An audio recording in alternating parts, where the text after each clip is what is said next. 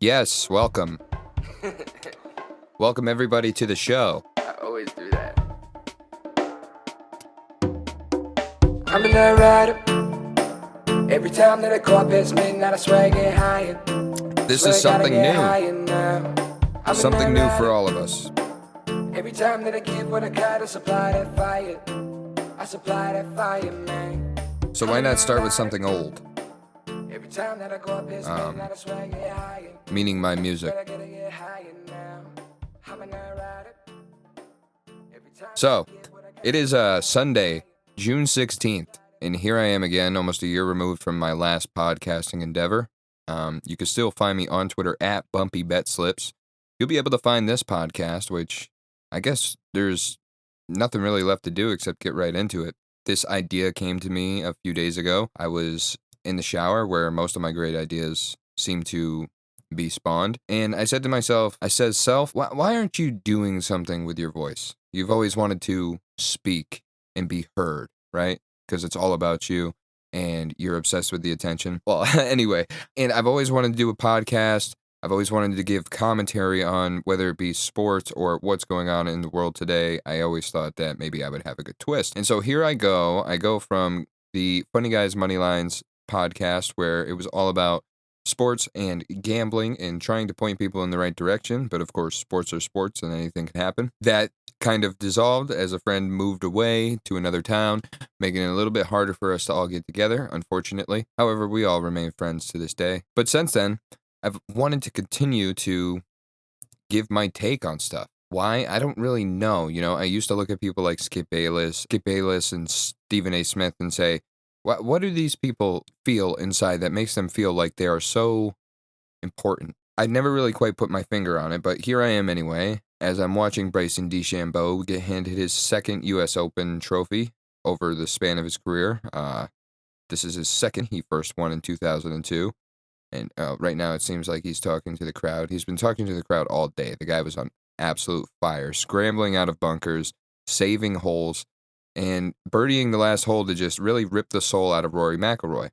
Now, is this one of those situations where it turns into how kind of the Boston Celtics are being looked at in this NBA Finals, where, hey, Luka kind of dropped the ball instead of giving the credit to Boston? Right now, Bryson DeChambeau is the Boston Celtics of, I can't even say the PGA Tour. This is his first Masters win since leaving for LIV. And it's got to make you think, will players from LIV want to get out of their contracts and get back into the PGA? And what is the merger going to be? Those are good questions to ask. I don't really have the answers, and I don't really have anybody to bounce them off of here. If you'd like to bounce ideas off of me, you could email me at the bookmarkswbump@gmail.com Gmail. You could comment on the Bookmarks with Bump YouTube page. I'm not sure. You could leave a review and say something on Apple and Spotify when these go up, but let me introduce the show. Without further ado, this is Bookmarks with Bump. The premise of the show being, when I'm on the go, one thing I do like to do still is scroll through Twitter. And Twitter can be a very dark and scary place, right? But so can under your bed, so you just got to get over it sometimes. What there is in Twitter is a lot of, I don't know how to say this, I guess you could say knowledge to be spread, that is always there. There are always laughs to be had. There's motivation, there's wisdom. I wanted to dive into things that I haven't really given myself the chance to look at, being my bookmarks, okay? So I'm going through, it's a busy day. I might have a moment at work to scroll through a little bit, and I see a thread that's just way too long for me to get into, but it piques my interest. When do I make time to read those bookmarks? Never. So, here I am in the shower one day thinking, what am I going to do a podcast about? And here I have in my phone a million things to do a podcast about. It goes on and on. It spans from sports to, who knows, maybe even we'll get into some politics. Maybe we'll even get into some religion, definitely some exercise, things that I could focus a lot of my passions towards. I spent time as a personal trainer. I love sports. I did a podcast on sports before already. I feel like I have a good understanding of sports and a knowledge of them as well.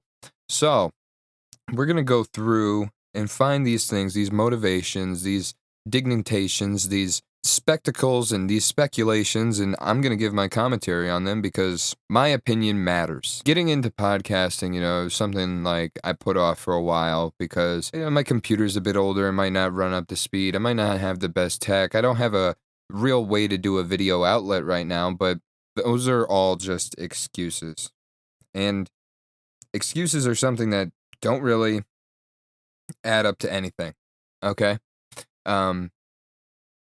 You can make an excuse for everything and give yourself a reason not to do something, but if you really want to, and you really should, then just do it. And do it until it works. And that's what I'm doing right here. This is a work in progress. This is a pilot episode. This is something that I plan on doing many, many times in the future. Planning on doing a weekly thing because, like I said, the bookmark section on my Twitter is just a gift that keeps on giving. So I'm going to begin with something I found that was extremely motivating. And it really just kind of hit me right in somewhere where I needed to hear it. Tom Brady got inducted into the Patriots Hall of Fame, right? And he gave this speech that just kind of took the world by storm. And in it, he says, I would encourage everybody to play football for the simple reason that it is hard. It's hard. It's hard when you're young to wake up in the off season at 6 a.m. to go train and work out, knowing that all your friends are sleeping and eating pancakes. It's hard when you're on your way to practice, weighed down with all your gear, and it's 90 degrees, and all the other kids are at the pool or at the beach, and your body is already completely exhausted from workouts and two-a-days. It's hard. It's hard to throw and catch and block and tackle and hit kids when they're way bigger than you and way more developed than you, only to go home that night bruised and battered and strained, but knowing you have to show up again the next day for just the chance to try again. But understand this, life is hard. Life is hard. No matter who you are, there are bumps and hits and bruises along the way. And my advice is to prepare yourself because football lessons teach us success and overcoming adversity, and that team accomplishment far exceeds anyone's individual goals. And that's just kind of a metaphor for a bigger purpose in life, right? It's hard. It's hard to get through. It's hard to succeed. It's hard to find your niche. It's hard to find your spot in the world. It's hard as you're navigating as a human being to kind of say, this is what I'm meant to do. It takes a long time for people to do that. I'm not even sure if I'm there yet at 30 years old. Am I doing exactly what I'm supposed to do? I'm not sure. But what I am doing is preparing myself for whatever is next. And what I'm doing by doing that is accruing a set of skills that'll set me up for success in any lane or path or place that I decide to end up next. And that's kind of what he's saying about football. Football might teach you skills, right? It's going to teach you certain skills towards the game, just like a job or a trade is going to teach you certain skills towards that trade, towards that job. But what it teaches you underneath all that is what it takes to learn those skills. People think if they try something, they should just be succeeding at it right away. And that's a kind of instant gratification thing. And I'm not sure exactly where that came from or why it is, or if it's a bad thing. You should want to do well. You should be convinced that when you're going to do something, you're going to do a great job at it, no matter what it is, no matter how hard it may be, no matter what any obstacle is in front of you. Yeah. But it's going to be hard. Nothing comes easy. Nothing comes easy. What you learn from football, what you learn from team sports in general is that, yes, a lot of things are dependent on you and how you perform, but you also need the next person to do the same exact thing. We all have an assignment. We all have a task. We're all a piece of this puzzle trying to push us forward, trying to push us on to the next thing, trying to help us be better. You're doing it in sports. You're doing it, if you're doing it the right way, for your team. You're doing it for the people who sit on the bench with you, the people who sweat with you for 2 hours every day after school, the people who doing all this extra work because you want joy to be spread throughout the other men or women that are in that locker room. Your coach, you do it for your coach. You do it for something outside of yourself. And when you start to live for things that are outside of yourself, you start to feel more fulfillment. Is that a coincidence? I don't really think so. I think that's just the way things are supposed to be. I've heard this saying growing up.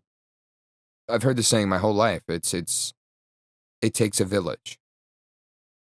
And usually that's pertaining to it taking a village to raise a child.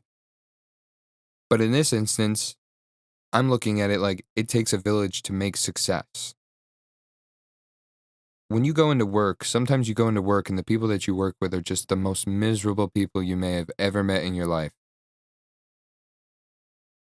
They're not succeeding, and they're probably thinking selfishly about how they got in the position they are, why they can't move forward. All they're thinking about when they're at work is them, the things that they've learned, their secrets that they hold. What's the last piece that's stopping them? Happiness is success. And I think when you're in a team environment, happiness is very derivative of how you work together. Any job is a team environment, really. It doesn't matter where you work, a restaurant, a factory, this thing or that thing. You're all talking to each other. Everybody's purpose serves the next department. Everybody has to be in line. Life is about sacrificing. Life is hard. You're going to have to give up things that you don't want to. But that's what life is about. Sometimes some of those things that you're holding on to are just things that are weighing you down, holding you back, keeping you from becoming the next best helper. We're all just supposed to help each other. And I believe that you learn that through teams, and I believe that helps the most in life. Life is hard, but with a team, it becomes easy. Now with a team, you're bumping heads, you're having a hard time to deal with a bunch of different personalities. So when you're dealing with other people, you kind of have to remember, okay, there are things that are in my control and out of my control. And another bookmark that I have here is this awesome little map, right? And if you go to the YouTube description or the description in Spotify, Spotify and Apple podcast, I will definitely try my best to put in all of the links to the threads that I have in my bookmarks that I'm highlighting throughout this episode. This pilot episode of Bookmarks with Bump, the comedic motivational commentary on different things that I haven't had the time to read. I guess that'll be the proper description or branding of whatever the hell type of podcast this is. And I'll do my best to edit out all my ums. That's a great speech by Tom Brady, though. I mean, he really found a great way to describe what a team sport is. Aaron Rodgers did a similar thing a few years ago on the Pat McAfee show where, Pat asked him, why do you think football is the best sport on earth? And he just kind of went on this just beautiful soliloquy about how all 11 people on the field need to be in line and in tune with each other in order for success to happen around every turn. That to me was it was a brilliant way to say what he was trying to say. He just found a really beautiful way to get the point across. And these are two of the best quarterbacks of all time. If this is what they're talking about, this is what success is, you should probably listen and pay attention and see what you could get out of it. So with that being said, moving on to the next bookmark, speaking about working in a team, working with other people, having other people in your life, you're going to find things that are out of your control.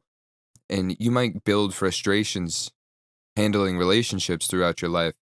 And in this little poster here that I bookmarked seemed to really put things in line for you, right? So here are things that are out of your control. What others think of you. What others say. The belief and perceptions of others. The past. The future. External situations and what happens around us. Other people's motives. And other people's feelings. Now, those things are out of your control, and they might find ways to frustrate you throughout your life if it's not in line with what you want, if it's something that you're trying to help even. These might be things that you obsess over, and you think yourself into a hole, think yourself into a bad spot. I've always found that ways to help when things are out of your control is kind of hone in on what you do control. Just for a bit. Shift the focus. What is it that you can really talk to? What is it that you can really get to? And what is it that you can really change? Because if something's frustrating you so bad, a change needs to be made. And if you need to change something, it needs to be something that's in your control. What is in your control? Number one, your productivity. Number two, a positive attitude. Taking those things in stride, you know? Your productivity is important because it keeps you occupied. It keeps you focused on a task. And as long as we're focused on a task, we're not focused on thought. We're focused on completion and succeeding. A positive attitude, you need to be able to take things in stride and move forward and understand that one thing that I really do is just count the things that I'm grateful for and embrace the things that I'm grateful for and show that gratitude. I'm constantly showing gratitude to the people around me because they make a decision. Sometimes you might be in a position where you feel like you're entitled to a person's relationship in your life, but they make a decision every day to deal with you. So you should deal with that by being grateful. You can find creative and different ways to make money. Find an outlet, make music, make art, pick up a trade, pick up a skill, get a certification, pick up a second job if you want. You don't really necessarily have to. Or you could find a hobby or find things to talk about and, try to make a monetizable podcast out of it. What you eat and how to stay healthy, that is 100% in your control. And that's a big way how I got here, to where I am. I was a person who dealt with insecurities and self-consciousness for a big part of my life. And a lot of that was because I wasn't happy with the way I looked or felt. And there was a point in my life where I was completely out of control. I would say I was underneath adult babysitting is a way that I would put it. I just, I, there were places I had to be and things I had to do that I necessarily didn't really want to, but I had to. These were obligations, and there was nothing I could do about them. So, when I started to go through that and deal with the anxiety of it, where did that bring me? That brought me to a place where I understood that I wasn't in control. And if I'm not in control of it, and if I can't change it, then I'm going to try my best not to focus on it and start to focus on the things that I can control, the things I can do something about. And right away, that brought me to my health. My health, my standing of health, how unhealthy I was at the time. I used to be a very, very big boy. And, I started working out, focusing on what I ate, paying attention to what I ate, reading the labels, cutting back on sugars. And, you start to cut back on sugar and you start to feel better. Just in your body, inflammation starts to go down. You start to feel like you have more energy.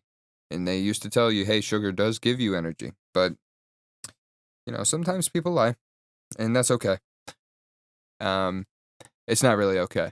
They do it anyway. We have a pretty bad set of food regulations here in this country, and I would love that to get sorted out in some way or form, but it's not really up to me. It's out of my control. The best thing I can do is go out on a Sunday afternoon and cook up 9 pounds of chicken and eat it little by little throughout the week. It's been a very impactful journey in my life, and it's taught me a lot of different things. The importance of routine, the importance of accountability, holding myself accountable, and being responsible for what I put in my body and how I react to it. There are certain things that I stay away from now, but the number one thing that I don't stay away from is physical activity. Lifting weights and moving your body are two things that I believe every single human being should be doing if they're capable. There's no excuse and there's no reason not to. If you want to be a good teammate, if you want to be a good leader, you have to have accountability and you have to have focus. And two things that show that in a way that nothing else can is by investing in yourself. Taking care of your health is making an investment in you. And there's no better investment in life than to make an investment in you. Because the longer you're around, the longer your other investments are around, and they can accrue, and you can do whatever you may please with them. I like to invest in experiences. I like to be able to do things I never thought I'd be able to do before. In my past, I may have pushed my limits to a different way, but today I like to go out there and push my limits and see what goals I can obtain, what ways I can surprise myself, how fast I can get. Put your mind to something. And that's something that you hear so often throughout life, but it's the truth. It's the truth.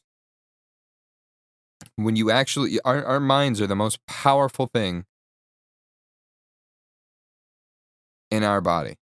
It doesn't matter how hard you train legs or your back. It doesn't matter how big your arms are. Our minds are what power everything. And the second you convince yourself you can't do something, your body believes it. So it's important to push yourself. It's important to take care of yourself. And it's important to believe in yourself.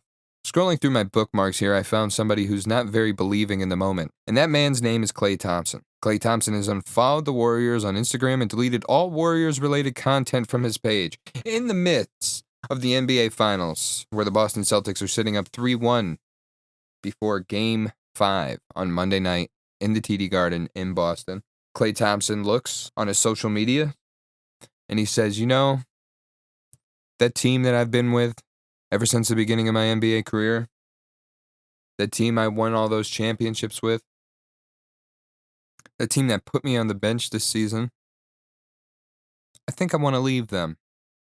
I think I want to try anew and go somewhere else. My opinion on this is, I hate the unfollowing, right? I believe this is a negotiation tactic. I'm pretty sure Klay Thompson is up for a contract and he wants to get paid. They paid him pretty well coming off an injury a few years ago. I'm sure he's looking for some similar type of deal. For this whole podcast, it's probably going to go back to Brady. I remember Brady in New England famously taking contracts that were significantly lower than what he should have been getting paid because he wanted more for the team. He sacrificed for the team. And that's the role I believe Klay Thompson is in right now. It's time for him to sacrifice for the rest of the team. He's had a great career. He's had amazing games for the Warriors. He's achieved remarkable things with them. The championships, beating the all-time best season record of the Chicago Bulls. What more could you ask for than to stay home? Where else is he going to go? He can go to Minnesota. The lakes are nice out there. He could probably bring one of his boats. I just think that the Bay Area is home for Klay Thompson, and he kind of needs to believe in himself being a mentor in this period in his career. I think if he embraced that role, it would do great things for the Warriors. They've drafted a lot of good talent, and they've given it away in order to maintain the contracts of Steph Curry, Draymond Green, and Klay Thompson. And I just think it's time for the next regime to come through. Steph Curry is carrying that team for the last few seasons. He has been. Generational talent. I hate when people say that he's not, but he did change the game of basketball. I hate when people say that they changed it for the worse. I think in any way that you're a game changer, that's an improvement. You're doing things that nobody's ever seen before. And he had a massive amount of success doing it. I think Klay Thompson coming off the bench is a great role for him. He tore his Achilles, he tore his ACL. He's been through so many injuries in his career. It's okay to take a back seat. Because if you think about the team that you can build, and the people you can motivate, that success is still there. They just won a championship 2 years ago against the Boston Celtics, who are in the finals right now, a team they know they can beat. Embrace your role and go and do it then. I think this is just a negotiation tactic. I don't see him ever leaving the Warriors, and if he does, I'll be surprised. Speaking of the Celtics, I got this one here. Derek White, he was asked during the finals, and the finals pressers are real cool. They're kind of just like the Super Bowl pressers. They get all types of reporters that have never come out before, and they ask a different set of questions than they're used to. Somebody asked Derek White, because Coach Mazulla is a one-of-a-kind type of guy. He's just, I've never seen anybody in the NBA really respond to reporters in a way that he does. He always brings things back to Jesus. He always brings things back to religion. These reporters try to bait people a lot, and he just never takes the bait, and he always gives it back to God. I think he's experiencing so much success. To relate to something we touched on earlier, I think he's experiencing so much success because he's grateful, and he's giving that to the universe. He's giving that back. and it's coming back to him tenfold. Nonetheless, Derek White names his favorite Joe Mazulla quote. When he won Coach of the Month, I went to him and I said, "Hey, Coach, congratulations." And he just looked at me, stared at me. You know the way Joe Mazulla looks, like he's almost cross-eyed. He looks at Derek White and he says, "Nobody cares." Now, you might say, "Hey, that's brash. That's pretty harsh. That's pretty mean. Why not just say thank you?" As a leader, as somebody who's supposed to guide the team forward, keep them in the right direction, make sure they focus on what's the most important thing. Derek White, one of the leaders of the team, goes up to the coach and congratulates him because he believes in him and he's happy for his success. He says nobody cares, and that's because nobody should care. That's an individual achievement. That's great. Put that on the mantle. Talk about it when your career's over. In that moment, all he wants to do is win a championship. Throughout this whole season, all he's wanted to do is win a championship. And look at where it's gotten him. That attitude, yeah, it might be brash, it might be harsh. But look at the focus it instilled in the team around them. They're up 3-1 in the championship, and that's just because of that focus, that dedication, that encouragement. That I don't know, that just blows my mind. That just blows my mind to hear. You know, I love to say thank you. I love getting recognized for things, and I guess on a smaller scale, a lot of the things that I do are requirements of individual achievements, whether it be running in a race and coming in first in my age group, or whether it be getting a promotion at work, whatever it is. Being thanked and being recognized does feel good. It really does. And I'm sure in that moment, Joe Mazulla felt great about it, but he knows that he's a leader and he has a group around him that he has to motivate. So for him to shrug it off and just stay focused on the task, that was telling. And that was a good example in leadership, whether it hurts or not. Oh, this is great. I'm going through trying to figure out what the last one I'm going to do is. And one of these things I bookmarked. I bookmarked just to see if this would happen because it says exercises to lose fat around your lower belly. You got to know when you find these types of things out there, when you're looking for specific exercises, you can't lose fat in specific areas of your body. It's an all-encompassing thing. Your body burns fat for energy, and it doesn't decide where based on movement. A lot of times it's up to circulation of the blood. So if you're pooling fat, which is a weird way to describe it, but if you're pooling fat in certain areas of your body, you may want to check on ways to help the circulation of your blood. You may want to take an extra supplement. You may want to talk to your doctor about it. But there is now a community note that does state you cannot spot reduce fat by exercising a particular part of the body, which makes me very happy. That's Twitter doing its job. One of the things that really had put me in this kind of frame of mind to come up with this idea was that when you're scrolling through Twitter, like there's so much bad stuff, there's also so much good stuff. I don't use the following tab. I'm always on the for you. I don't know how most of this stuff got or ended up to be for me. So I wanted to bookmark the things that I wanted to read to kind of tailor the algorithm to myself. It really doesn't still. I still get things that are like, why the hell would I want to see this? Now I'm starting to bookmark those because I find a lot of them would be very interesting to talk about. So we touched on the motivation, doing things for things that are outside of yourself. We touched on, team achievements and how important it is to work together as a community. We touched on things that are in your control and out of your control. And the last thing I want to do is go through this thread from a account named Shan Puri. I'm not sure where this person is from, but I like this. I like the message that it conveys, and I really like how it ties into control and everything else. It starts off by saying, whenever I hear someone wants life balance, I know they will end up disappointed. Ooh, eerie. Not only is life balance nearly impossible to have, it's the wrong goal. They're shooting at the wrong target. Oh, now it gets interesting. Here's how I think about it instead. First, I'll be honest. I want all the things. Money, love, happiness, fun. I'm sure a wise monk would tell me to have 0 desires, but I can't help it. I want my life to have all those buckets filled up. I'm going to be overflowing with time, money, and happiness. I want a fat house, 3 kids, and a decent set of abs. It's not just big picture stuff. I want a taco right now.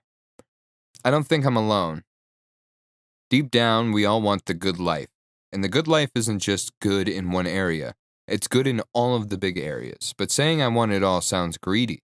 So some marketing genius created the term work-life balance, but balance is the wrong tool for the job. The urge for balance creates 5 top priorities, but you only have so much time and energy, or as Mark Manson said, you only have so many fucks to give. Imagine you have 100 life points in a day. Balance seekers try to ration them out like it's a bag of rice in Survivor. I love that show. I used to watch that show every single Thursday. Jeff Probst was the host in the song, Away you are. Yeah, great show. You try to ration it out like it's a bag of rice on Survivor. The problem is this leaves you wanting in every area of your life. Everything gets a half-assed effort and feels like a whole-ass problem. Nothing gets 0%, but nothing gets 100% either. Everything is 30 to 50. It's a recipe for feeling like something is lacking in life. But fear not. There's another way. It's called integration. This is what winners do. The people who seem to have it all. Here's how it works. Instead of choosing health or friends, you go hiking with your friends and get both at the same time. Instead of choosing work or fun, they don't settle doing work unless they actually have fun doing it. Just like a podcast. Instead of work or family, they have a career that pays based on results, not time, so they can be successful and don't have to be away in a cubicle job or throughout the important parts of the day. One of the best things about my trade and the job that I decided to follow at this point in my life is the schedule. I'm out at 2:30 every single day. That is so much time, especially in the summer months, to be able to do the things that you enjoy. I don't work to make money. I work to provide myself a life. I work so I could do the things that I'm passionate about. I work to be able to pay the entry fees to road races. I work to be able to play at any golf course that I want to. I work to be able to have experiences with the people that I love in my life. And that's why you should work too. Don't work because it's, quote, what you're supposed to do. Some easy integrations I do. Health and friends. I work out every morning with I work out with my buddy John every morning. I play basketball 1 time per week on a team with friends. Health and work. If someone asks for a coffee meeting, I ask if they want to go for a walk instead. Wife and work. Started a business together. We spend a bunch of extra hours together every week on a creative project. The success that you build in those projects are something you could be proud of together. Fun and work. He created a basketball weekend retreat for founders and investors. Great for networking. But it also felt like a vacation or adult summer camp compared to most conferences. Integration multiplies your time. And if you feel like there's not enough time, that's really just not enough integration.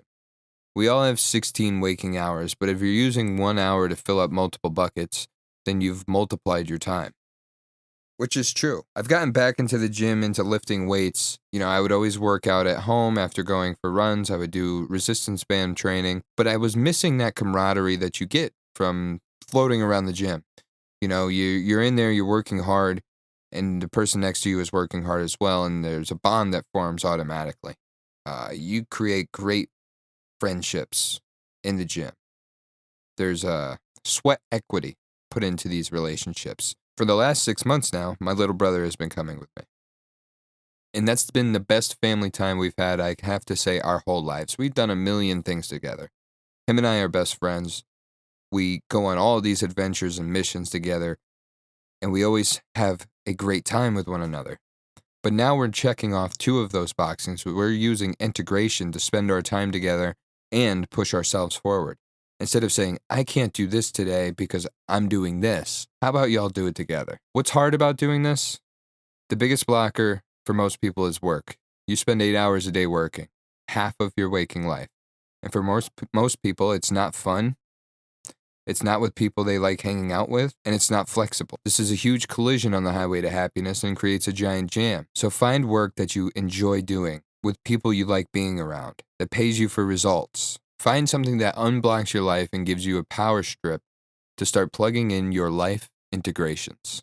And that's one of those threads that I wanted to get around to reading.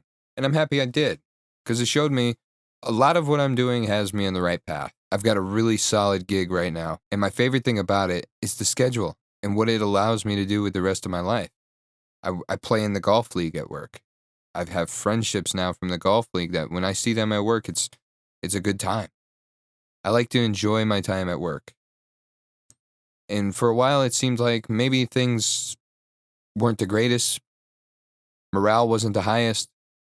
And I thought about what can I control, and I can control my positivity. And as long as I've been coming in with my head held high, the people next to me have as well. I think that's been beneficial for all of us. For all of us, meaning all of us at work. But I think if we all find a way to do that, if we all find a way to be the positivity, and we all take hold of what we're grateful for and find a way to embrace that and give that gratitude out, life just starts to get better. The positivity starts coming back to you. I think attitude is contagious, right? A lazy attitude can be contagious. A bad attitude, sadness, all of these things. So if you walk around with a smile, the person next to you will as well, at least in theory.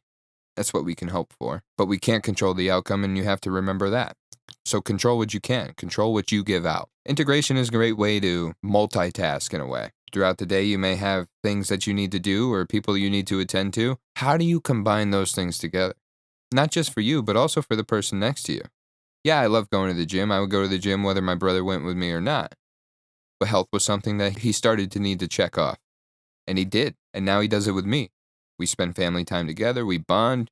You build that relationship, and building relationships is important. It's important to have people in your life you can have for a moment, and just talk. Come down from whatever it is that's bothering you.